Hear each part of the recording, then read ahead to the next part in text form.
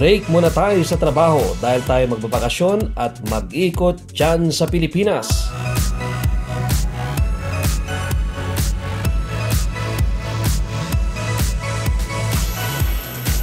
At dahil hindi nila inaasahan at kunti lamang aking sinabihan sa aking bakasyon, kala ko ako ang susurpresa. Pero ako palang masusurpresa dahil meron palang poster na naghihintay paglabas ko ng airport.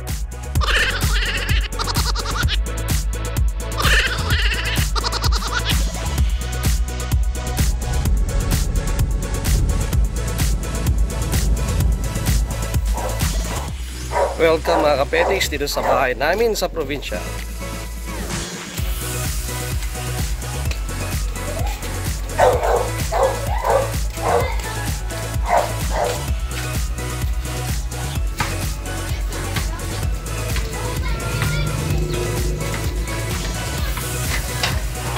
Para sa bahay namin.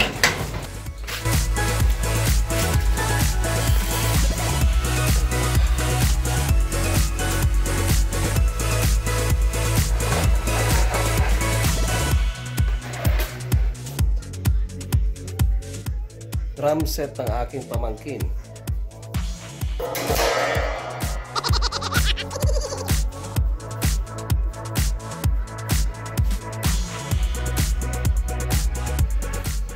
Ito yung kusina, medyo magulo.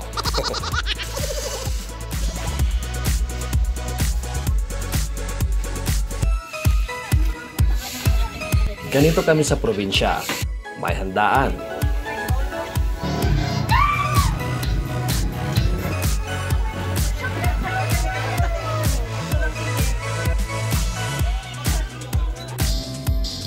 At ang tatak dating mga Pinoy sa ibang bansa, ang videoke.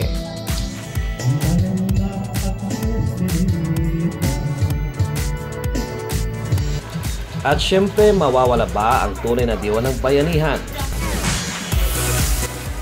Unang araw pa lamang, nag-ikot na ako sa mga mall. Agaw pansin ang gimmick ng isang store nito na umiindak pa ang mga staff. Ano yung kada oras kayong sumasaya? Every 30 minutes, sir. Ayos.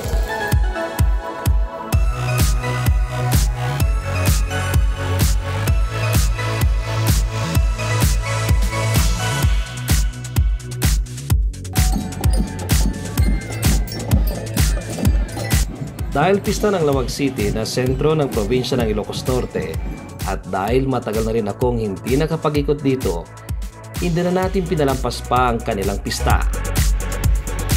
Siyempre bago yan, nag-courtesy call muna tayo sa tanggapan ng alkalde ng lungsod. Hi guys! So dito tayo ngayon sa City Hall ng Lawag City. Let us meet Mayor Michael Marcos Quion, pamangkin ni former President Ferdinand Marcos, at pinsan ni na Amy at Bongbong Marcos. If you former President Ferdinand Marcos. Oh, you show them here. You show them here. That's me dati. There you go. That's me with the Apo in 1981, opening of the Southeast Asian Games. And that's me with the Apo when we gave the Medal of Honor to Juan Antonio Samaranch, the president of the Olympic Committee at that time. And there's the Apo. Yes. That's the former president. That's the former president of the Philippines. And this is his sister. Oh, okay. Who is my mother, Okay. who is the former governor of Ilocos Norte. And this is my beloved cousin Sin, Of course. the son of the president, Bongbong Marcos. 1978, 1978. Look at me. In 1978, I won the UAAP 5,000 meters sa Rizal Memorial. Hindi ko rin siya siyempre pinaligtas sa aking mga mahihirap na tanong.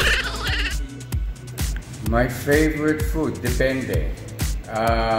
It depends. My favorite food, it's hard to say what my favorite food is. Anything. Buffet? Pinakbet. No.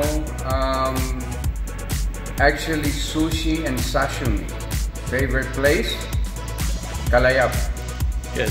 Okay. In my future home in Kalayab. Favorite pastime or hobby?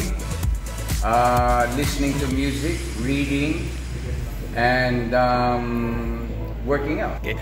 Favorite movie? I many movies. Okay. It's hard to find a Favorite actor? Robert De Niro. Favorite actress? Vanessa.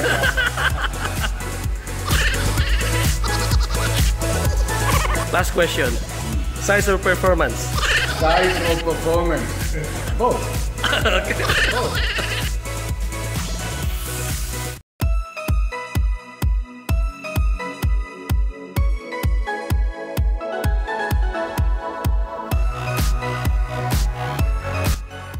Hindi ko naman maiwasan na balik-balikan ang Malacanang of the North sa Paway, Ilocos Norte.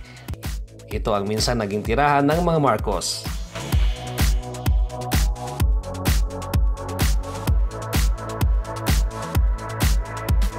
Yung likuran ko yung main entrance ng Malacanang. Tapos andyan naman yung pinakasala. Pag diretso ka dito sa likuran, tanaw dito yung Paway Lake. Sinasabing pag nasa norte si dating Pangulong Ferdinand Marcos, ito yung kanyang dating opisina.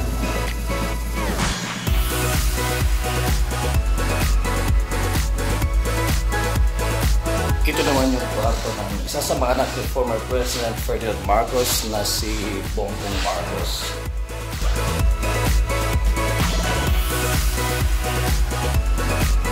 Sa unang palapag pa rin, matatagpuan ang dating kwarto ng magkapatid na Amy at Irene. Sa ikalawang palapag, matatagpuan ang kwarto ng dating Pangulo at dating unang ginang Imelda Marcos. Mula sa bintanang kanilang dating kwarto, tanaw ang malaking swimming pool na hindi na ngayon napapakinabangan.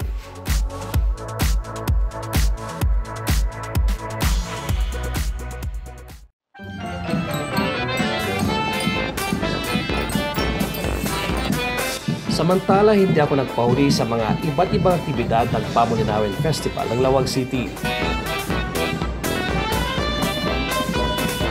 Mula sa parada sa umaga hanggang sa evening dance parade.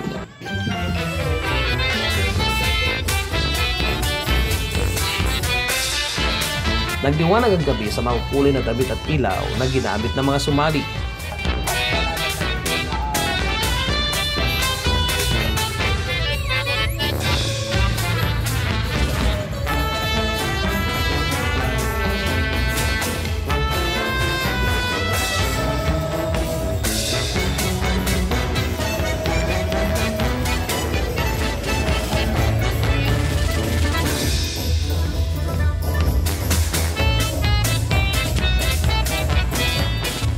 First time na yung dance parade gagawin sa evening at saka ang participants will be yung mga tigalawag and they are grouped sa iba-ibang clusters ng barangays.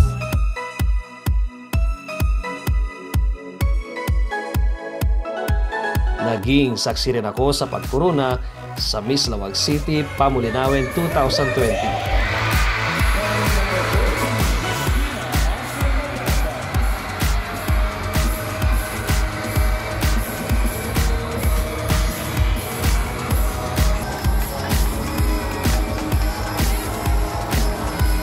Siyempre, hindi kumpleto ang pista kung wala ang mga iba't ibang games at rides. Entrance fee. Magkano yung entrance fee the next day? Tataas pa ba yan? Pag mga 50 na sa mismong araw.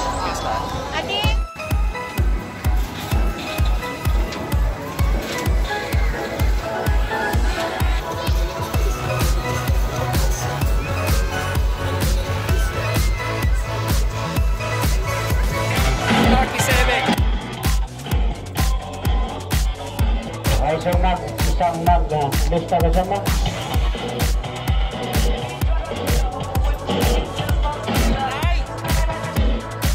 Sinubukan ko rin ang sumakay sa horror train na ito.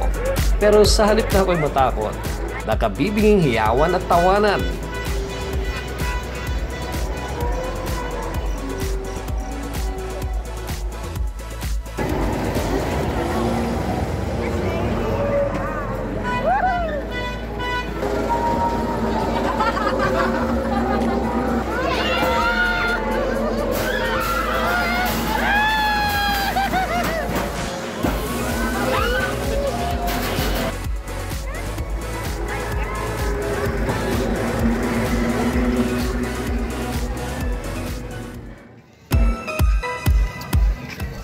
at ang nakakamiss ang kumain ng special empanada ng Ilocos Norte. So ito yung sikat na empanada sa Ilocos Norte.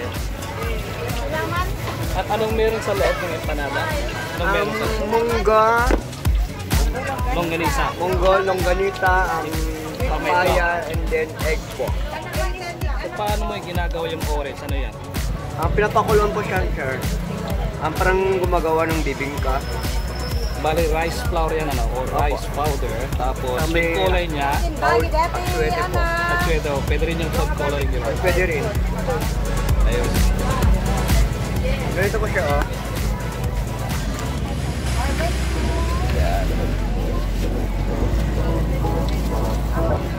And then ito topi.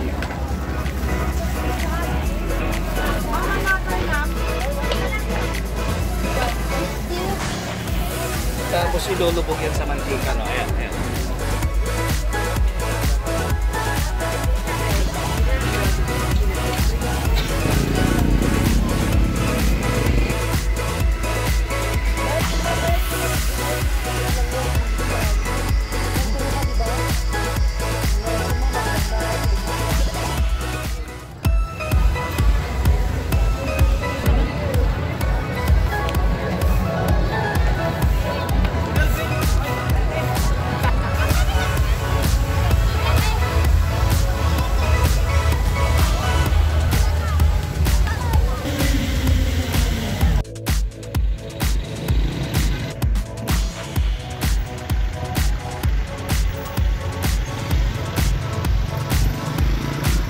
Very creative yung paggawa dito kasi ito, gawa to sa mga lumang tsinelas.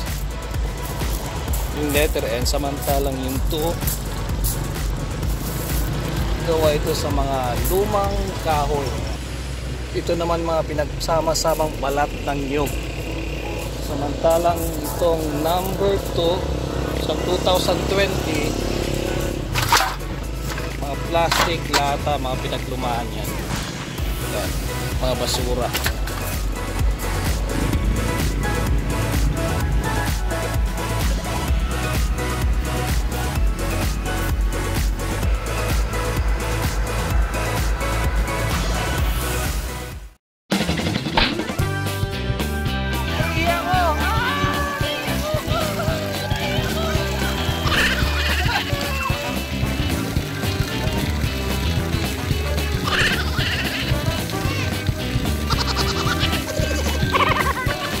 Balik tayo dun sa pinanggalingan natin kanina. Kailangan tuman tayo sa dalawang footbridge o kaya naman Hali Bridge.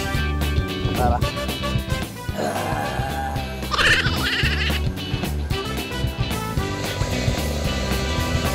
Try natin akitin yung pinakatuktok ng isla. Yun.